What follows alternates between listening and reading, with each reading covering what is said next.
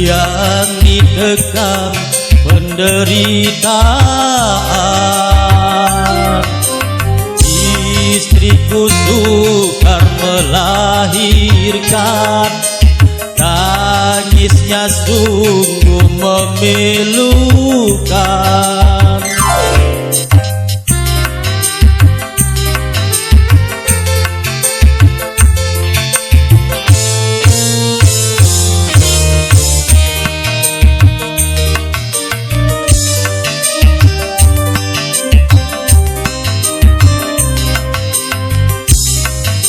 Dia mengadu kesakitan dengan deritan yang tertahan-tahan.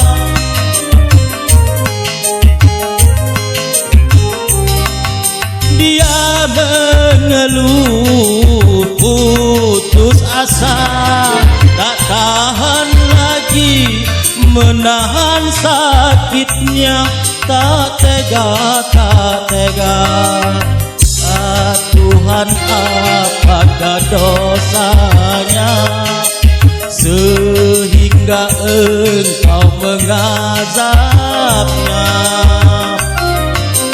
Jadikan aku penggantinya, janganlah dia yang Kau siksa.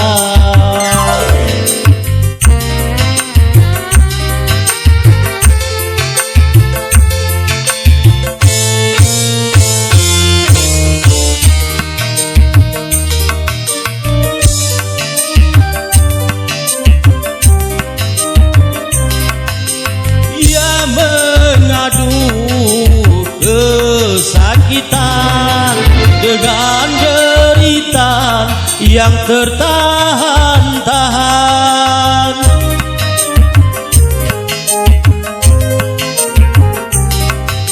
Dia mengeluh putus asa, tak tahan lagi menahan sakitnya. Tak tega, tak tega. Ya Tuhan, apakah dosanya sehingga Engkau mengazabnya? Jadikan aku penggantinya, janganlah dia yang Kau siksa. Oke, terima kasih MC.